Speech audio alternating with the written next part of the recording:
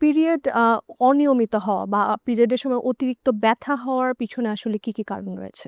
Question actually ২ টা এখানে। একটা হচ্ছে মাসিক বা পিরিয়ড যেটা সেটা অনিয়মিত হওয়া কেন হচ্ছে? আরেকটা হচ্ছে আমাদের পিরিয়ডের সময় ব্যথাটা কেন হয়? তো পিরিয়ড অনিয়মিত হওয়া যেটা সেটার আসলে বিভিন্ন কারণ থাকে।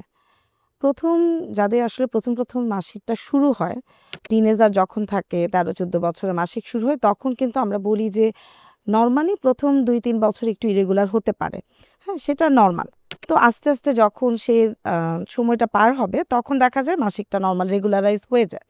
আর এছাড়া অনিয়মিত হওয়ার কিছু কারণ আছে যেমন যদি হরমোনাল ইমব্যালেন্স থাকে বডিতে, যেমন থাইরয়েডের ডিসঅর্ডারগুলো ইদানিং খুব কমন, হাইপারথাইরয়েডিজম, কিছু প্রোল্যাক্টিন হরমোন সেটার কিছু ইমব্যালেন্সের কারণেও মাসিকটা অনিয়মিত হতে পারে।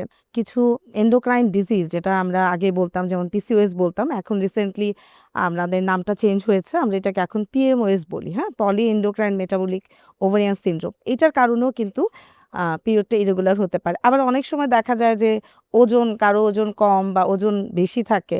স্থূলতাও যেমন মাসিকটা অনিয়মিত করতে পারে, আবার কারো যদি ওজন কম থাকে সেটাও কিন্তু আমাদের মাসিকটা অনিয়মিত করতে পারে। মানসিক সমস্যা যেমন অবসাদগ্রস্ততা, খুব অ্যাংজাইটি ইস্যু যাদের থাকে তাদেরও অনেক সময় দেখা যায় যে মাসিকটা অনিয়মিত হয়। আর অনেকগুলো কারণ আসলে এর অনেকগুলা পেছনে কারণ রয়েছে। আসলে ইনভলভড এতে। আরেকটা হচ্ছে পিরিয়ডের সময় অতিরিক্ত ব্যথা। ব্যথা। অনেকেই কিন্তু এই কমপ্লেইনটা হ্যাঁ, নিয়ে হ্যাঁ, আসেন আমাদের ব্যথা। কাছে। তো ব্যথা জিনিসটা আসলে আমরা ২ ভাগে ভাগ করি এটাকে অ্যাকচুয়ালি। যেটাকে আমরা মেডিকেলের ভাষায় আমাদের এই পিরিয়ডের সময় ব্যথাটাকে আমরা বলি ডিসমেনোরিয়া। এটাকে আমরা প্রাইমারি ডিসমেনোরিয়া বলি, আর এটা হচ্ছে সেকেন্ডারি ডিসমেনোরিয়া। প্রাইমারি ডিসমেনোরিয়া বা যেটাকে আমরা বলি সেটা হচ্ছে মাসিক শুরুর পরে দেখা যায় ইয়াং যারা থাকে ওরা কিন্তু স্কুল গোয়িং বাচ্চারা কমপ্লেইন করে যে মাসিকের সময় স্কুলে যেতে পারছে না, অতিরিক্ত ব্যথা হচ্ছে। তো এটার আসলে ওরকম স্পেসিফিক কোনো কজ থাকে না। ওদের কি হয় যখন মাসিকটা হয় তখন জরায়ুটা আস্তে, আস্তে ব্লাডটা যখন বের করতে বডি থেকে ব্লাডটা বের করে, ক্লটটা বের করে তখন একটা এক্সপেল আউটের জন্য একটু ক্র্যাম্প হয়। জরায়ুটা সংকোচন হয়। তো জরায়ুটা যখন সংকোচন হয় ওই সময় কিন্তু একটা একটা পেইন হতে পারে।